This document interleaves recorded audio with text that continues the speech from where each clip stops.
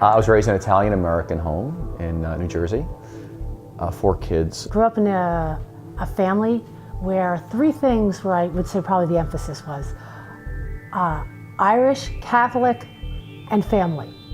My mother struggled with clinical depression her whole life. She'd been abused growing up. My father was unavailable. He was a baker, Italian pastry business, but workaholic. He worked, 6-7 days a week. I had, a family that the 9 of us sat down to dinner every night at 6 o'clock. It was a very predictable life, a life with rhythm. Grew up by 12, 13, left church completely and just began to party. I would say that the town and the environment I grew up in was somewhat sheltered, but in a healthy sense. I wasn't sure God existed at all, and clearly the last thing I wanted to do was be involved in church. When I got to college and met some folks there who began to talk to me about God, and about God in a way like they knew Him. That was foreign to me. And it was in college that really began to do some searching, that there's got to be something more to life than what's going on. When I was in college, one summer I was working for a woman in our town in a recreation program, and she began to talk. She was always talking about God. She was always talking about Jesus. And I kept thinking to myself, this woman talks about Jesus like she knows Him. I met Jerry when I was a sophomore. She was dating my roommate, and neither one of us were Christians. Soon after that, I did become a Christian. I remember sharing the gospel with her, which she wouldn't listen to me.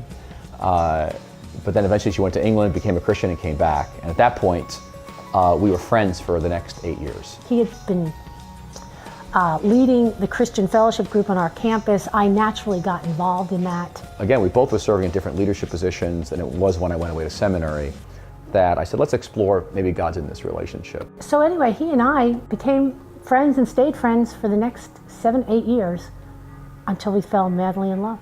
It is like she put something in my food, and I've never been the same since. Now it's been 23 years. The day we became Christians, we were pursuing God, active for God, leading other people to God. That was life. Everything else was secondary. Got married.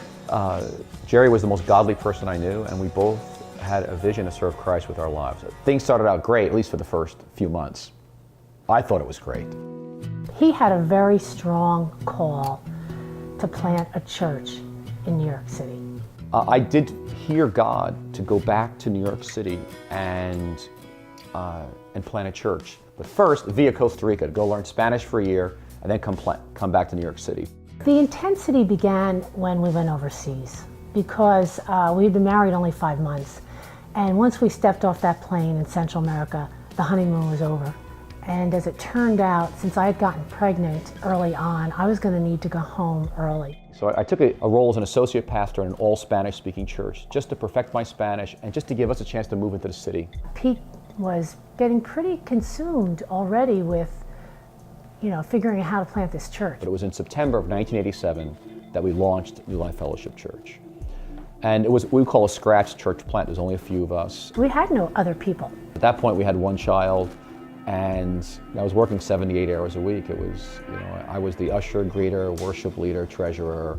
I was the church. I know, looking back, I must have been crazy, but I had such a sense of God's hand and God's call. I just couldn't figure out why everything was so difficult. It was really something I'd never experienced before, watching a move of God happen in my midst. And the church went to about 100 people at the end of the first year. I was like, this is unbelievable. As a matter of fact, church plants attract very interesting people. They attract disgruntled people from other churches. And then our afternoon congregation in Spanish had a split. And it was at events which really shook me to the core. I'm not prone to depression and anger and hatred and bitterness inside of me that I didn't know what to do with it, because a Christian is not supposed to hate. I was very involved in the church doing women's ministry and children's ministry and tons of hospitality, and he was over here doing a million things, but we certainly weren't loving each other very well. And then finally Jerry was unhappy, and she was always, she was complaining and wanting to know when this roller coaster ride was going to end. And I'm just trying to be faithful to God. I remember feeling sad, angry, disappointed at times, and wondering, when is this going to slow down, or does life always have to be like this, maxed out? So at this point, we have 4 girls, 4 lovely girls that we're raising in urban New York City. Jerry's tired, she's exhausted, she's half depressed. I remember saying to Pete, I don't know how much longer I can do this. And he'd say, come on, you can do this. Just one more year, and we'll get over the mountain, and things will even out. Being married to me, I'm really sad to say, after 8 years, had really taken some life out of her. I remember feeling like a single parent, and I remember saying to him once, it'd be easier if I was separated from you, because then at least you'd have to take the kids on the weekends. I knew some things were wrong inside of why I was so driven, why was I working 70 hours a week, why was the person I loved not feeling loved, why did the Spanish split happen, why was there always conflicts in the church, why were these, amidst all this God moving, why was there so much unhealth on other levels going on? We were seeing people come to Christ for the first time, we were seeing people healed, and so at the same time I'm seeing all these wonderful things that God is doing, literally right in front of my eyes. At the same time, there's this chaos and everybody's maxed out and there's constant crisis. And so I was really living my past life in the present, 17 years later as a Christian, and all the seminary, all the leadership conferences, all the training, all the seminars never got at this material. I just kept pushing those feelings down, and they were leaking out in harmful ways. Sarcasm to him, passive aggressiveness, distancing.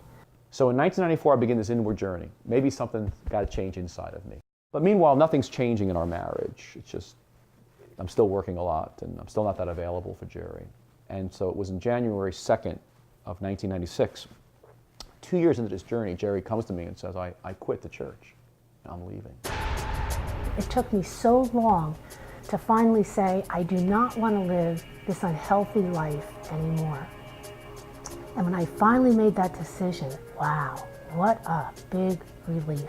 So when we first went to go to counseling and to get some help at that point, I went there initially that they would fix her. She went there to fix the church. I went there to straighten her out. The most painful and wonderful thing that was revealed actually in that time was that the problem was not out there. The problems were not small children, the problem was not New York City, and the problem was not pastoring, although all those things are very difficult. The problem we found out was not out there, it was in us. I remember she stands on the bed and wakes me up in the middle of the night, and she just starts to tell me in a not so nice way what it had been like to be married to me the previous 9 years, the roller coaster ride that she'd been on. They had created a space and gave us the skills to begin to be brutally honest with each other. And I'll never forget it. I just listened to her, and it was just an amazing moment because it was the most honest moment in our marriage up to that point. I realized she was not holding back. So it began a great journey of intimacy with ourselves and with each other, and then with God. I mean, the intimacy with God grew. We experienced life in such a way that we had no taste to go back to the way we were living. Now, after sabbatical, we are changed people. We are very changed people, and we know it. But the thing is, we're walking back into a system that has not changed. So slowly in 1996, began to integrate this and bring this to new life. And Jerry and I began to just share out of our lives with the church, and I began to lead and live out of a place of brokenness and weakness rather than out of my strengths and gifts. I began to be honest with people about my own struggles. That was a real change, personally as well as from the pulpit, to not project that I had it all together anymore. It was very freeing, actually. I felt very alive because there was nothing left to lose.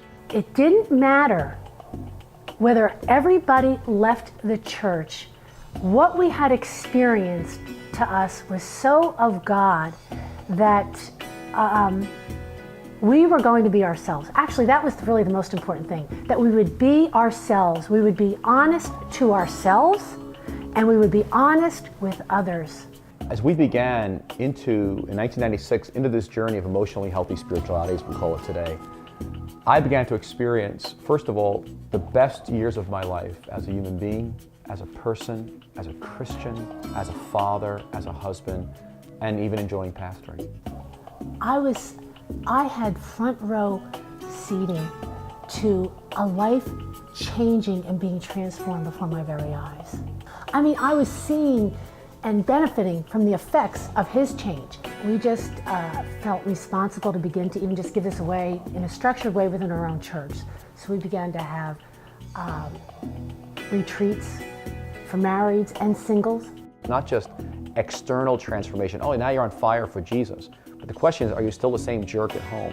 Are you really any different at work? Who are you behind closed doors? What do you like when you're deeply under stress? Do you just revert back to your person you were before? The impact was very significant. I mean, lives were really changing. We did not expect the kind of explosion that happened within New Life in terms of people's transformation. Emotional health had helped tremendously, but we still realized we needed to slow down more. The deeper our roots could be with God, I think the better our fruit would be. We wanted to continue to be the kind of church that we were, reaching people for Christ, and active, but even less active than we were. And so now, as we began to integrate the contemplative tradition into our personal lives and marriage, we saw great fruits. And again, I had a front row seat in seeing people's lives changed.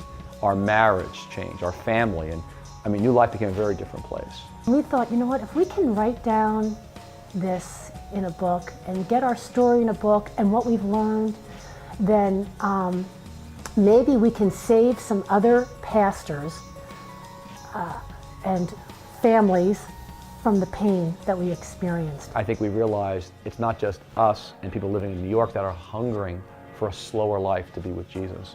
It's another worldwide issue of people living on the run. I've discovered silence is one of God's primary languages. And that being with God is as important, maybe more important, than doing for God. She saved my life, really. And she saved New Life Fellowship. And I wouldn't be standing before you today if she didn't have the courage to say no more.